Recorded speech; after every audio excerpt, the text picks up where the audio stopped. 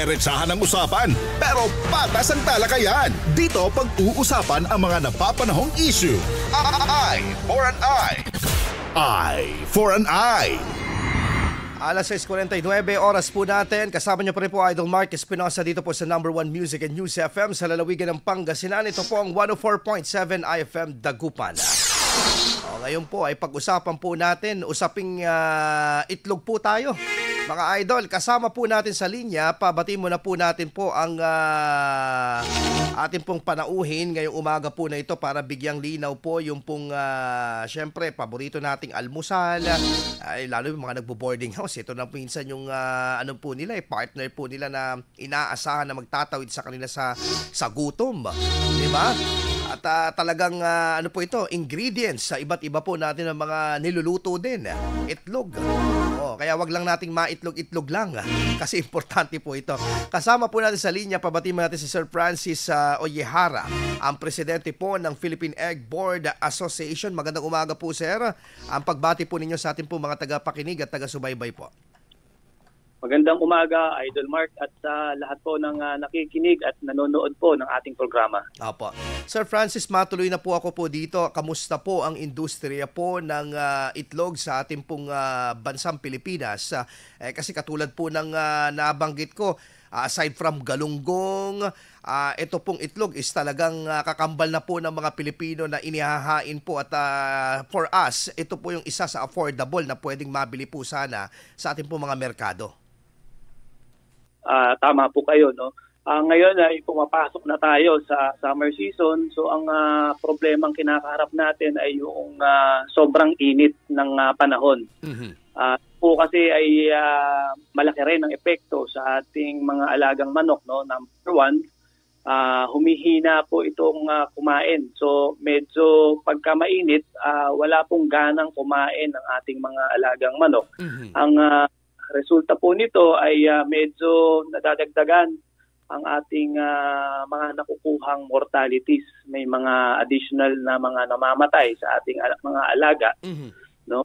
Pangalawa, bumababa din yung production natin ng itlog. No? Mayroong mga hindi umiitlog na mga manok. No? Siguro mga 3 to 6% ang difference. Depende po sa management, individual management ng mga farm producers. Mm-hmm. Pangatlo, nagkakaroon tayo ng imbalance sa mga nakukuha nating egg sizes. Dumadami yung mga maliliit na itlog na nakukuha natin.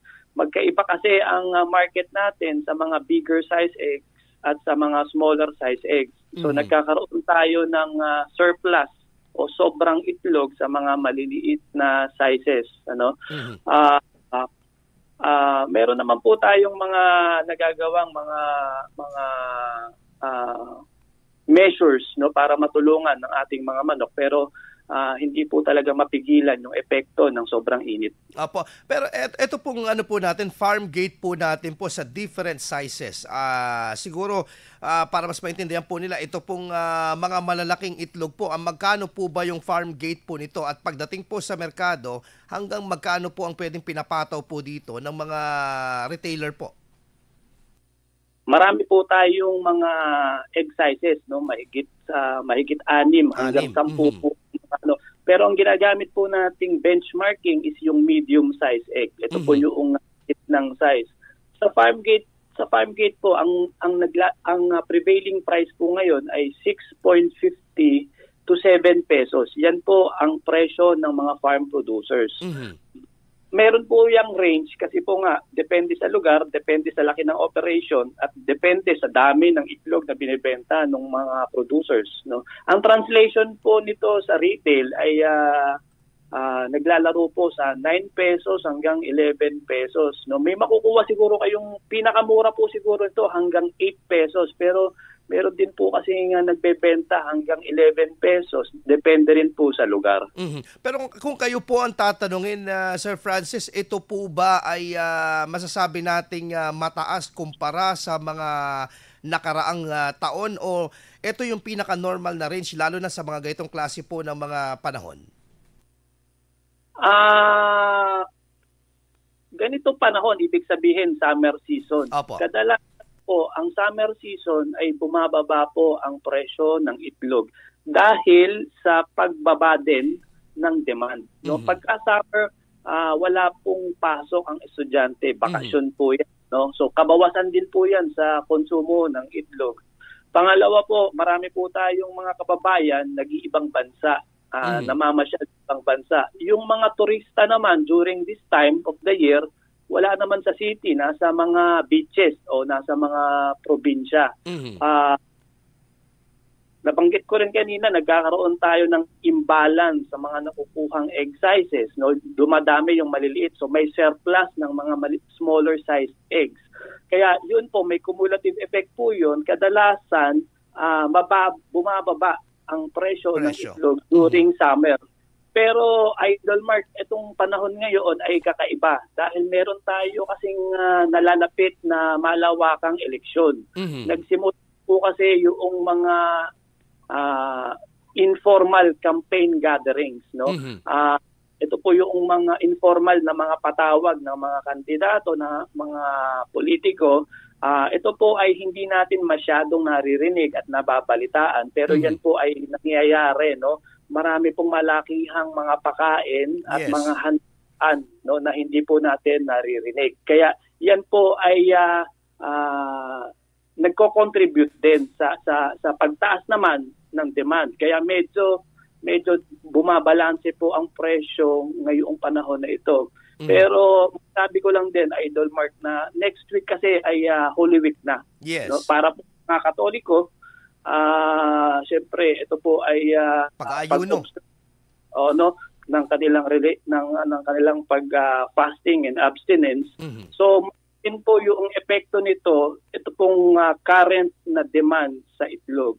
So lahat po yan, hindi natin masabi eksakto kung ano ang magiging epekto sa mga darating na araw. Apo. Sir Francis, yung pong, for example, siyempre, yung alaga nating manok, lalo ngayon, doble po siguro ang supply ng mga tubig po nila, yung mga feeds po nila, tapos yung ventilation doon po sa mga ibang mga may kakayahan po ng mga poultry na talagang maayos at maganda yung kanilang ventilation. Ito po ba may mga factor din po ito sa mga sa impact po sa presyuhan po ng itlog, Sir Francis? Maintenance. Well, ito po kasi ito yung mga measures na ginagawa natin para matulungan yung ating mga alagang manok. Ano? Katulad yung nabanggit ninyo, yung tubig hindi po pwedeng mawala yan. Ano? Bukod sa tubig kasi meron din tayong mga kailangan na mga additional funds, no, para matulungan yung air circulation tsaka yung air exchange doon sa ating mga kulungan. Ano? Pero meron din po kasi ng mga meron ng mga housing system na tinatawag nating cool cell o yung mga tunnel vent. Ito po yung mga controlled environment na sa loob. Ito yung mga enclosed. Significantly, marami na rin po ang gumagamit nitong housing system na to. Sila po, wala pong epekto sa kanila yung summer season. So parehas lang din yung kanilang performance during summer season dahil kontrolado nila yung temperature o yung environment sa loob. Opo. Pero may mga nakikita po ba kayong paggalaw ng presyuhan pa right after po nitong mga, sabihin na natin, pagkatapos po ng Mayo, Sir Francis? May anticipation po ba tayo? Sabi nga natin yung mga kadahilanan at conditions, no? Napaka volatile nung ating presyuhan ng itlog. Mabilis itong maggalaw. Ang problema dito sa ating bansa, extreme yung paggalaw din ng demand. So itong pagtapos ng May, itong eleksyon, itong masasabi nating pag-surge o pagtaas ng demand, maaaring significantly bumaba din ang presyo ng itlog. Kaya lang pag po ng June, July, magsisimula na rin pong pumasok ang mga estudyante. So babalik na rin yung normal na demand sa hindi lang po sa itlog, no, pati rin po sa ibang agricultural products, no. So siguro maglalaro ito taas baba, pero mag-stabilize din ito pagdating ng June, July and papunta din po sa third to fourth quarter of this year. Yung pong suggestion po ng DA na ito po ay lagyan ng maximum SRP din ang itlog. Ano po ang take po dito ng inyo pong samahan? Well, ang association natin ay sumusuporta naman sa gobyerno, no? Lalo po kung ito naman ay para sa taong bayan, sa consumer.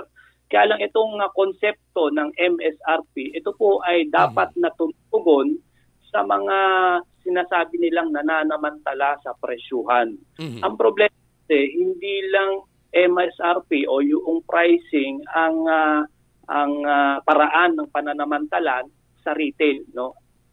Number one, kung kayo po ay pupunta sa mga wet market, marami po ang nagtitinda ng itlog na hindi naglalagay ng mga egg size labels. Ang nakalagay po iba-ibang presyo, pero hindi ang consumer hindi makita o hindi alam kung yung itlog na binibili nila ay small, medium, large, extra large. So walang credible identification.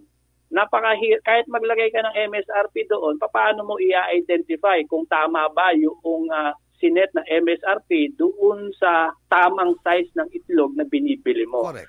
Pangalawa po, ang itlog natin ay mayroong sinusunod na standardization, standard egg weights po. Ang itlog po ay kinaklasify o ginegrade according sa timbang. Hindi po ito visual size.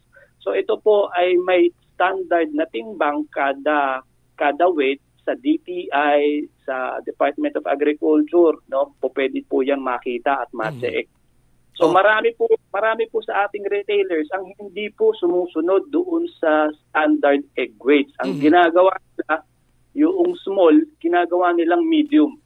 So ibig sabihin, kahit maglagay ka ng MSRP, kung hindi po maitatama ng gobyerno ito, dadayain pa rin sa retail. Ang mga farms kasi sumusunod dyan, ano? Dahil wala pong dahilan para dayain ang ating mga farms yan. Pero yung mga retailers, doon po nagkakaroon ng pagbabago doon sa egg sizes. So, baliwala rin yung MSRP kung hindi po ito maitatama muna. Okay. So, yun, malinaw po yun. So, hindi lang pala ito parang kung ano nakikita mo na keso maliit, yun na yung based on timbang, marami mga factors yung tinitignan, Sir Francis, no?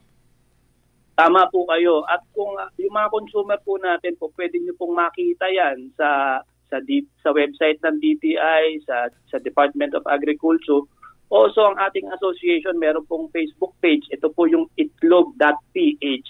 Makikita po doon kung ano po yung standard egg weights na sinusunod ng ating mga farms. Ano? Okay. Sapat naman po ba? Ito pong ating pong supply ng ating pong mga itlog sa bansa po natin, o baka may mga usapin pong importation na naman po tungkol sa itlog, Sir A. Francis? Ang ating projection po ay we are expecting na mas mataas na production this year kumpara last year, no? Parehas din po ang projection niya ng gobyerno. Mas mataas po ang expectations natin for this year kumpara last year. Kaya lang, Idol Mark, hindi natin masasabi. Ang hanap buhay po kasi natin ay may buhay. So, ang problema, anytime po pwedeng magka-problema sa sakit. At right now po, meron tayong mga reported na mga reoccurring mga poultry diseases na tumatama na masasabi natin na mas mahina kaysa sa bird flu. Pero ito po ay nakakabawas pa rin at nakakaapekto sa current production natin ng itlog. Huwag po tayo tamaan ng bird flu kagaya po nung nangyayari sa Europe at sa Amerika, no? Yun po kasi wala namang epekto sa atin ngayon yon. Pero wag lang na tayong magkaroon ng local outbreak ng bird flu kasi yun po ay talagang makakaapekto ng malaki sa ating produkto na itlog. Okay po. Panghuli na lamang po, Sir Francis, mga kasamahan po ninyo, meron po bang katulad po ng mga ibang industriya, meron po bang gustong ipanawagan ang ating pong samahan sa pamahalaan sa pagpapatatag po ng industriya ng itlog sa ating pong bansa? Ang ating association ay mayroong continuous na pakikipag-usap sa Department of Agriculture at BAI, no. Pero ako po ay ang association po natin ay nakikiusap pa rin, nananawagan sa gobyerno kung po pwede po nilang pabilisin yung pagproseso ng availability ng bird flu vaccine o yung AI vaccine commercially, no. Kasi hanggang ngayon pinoproseso pa rin ito at hindi pa rin po ito commercially available sa ating mga farmers. Yun po yung sinasabi natin na anytime po pwedeng magkaroon ng outbreak, no. Ito lang po ang ating solusyon, no, sa panglaban para makaiwas, no. Hindi naman totally 100% pero makaiwas sa malakihang outbreak ng bird flu. At hanggang ngayon ay hindi pa rin po ito available. So nananawagan tayo na pabilisin na nila kasi sobrang andain ng naging delays po nito. Okay po. Sir Francis Oyehara, ang ating presidente po ng Philippine Egg Board Association. Maraming salamat po at magandang umaga, sir. Maraming salamat din po sa pagkakataon. Idol, yan po ang ating pong panayam po kay Sir Francis Oyehara. At matatag naman po yung industriya ng pag-iitlog dito sa ating pong bansang Pilipinas. And sana, yun nga, ang panalangin, wag tamaan po ng malalang sakit ito pong mga manok natin para hindi po tayo magkaroon po ng shortage at pagtaas po sa presyuhan po ng itlog.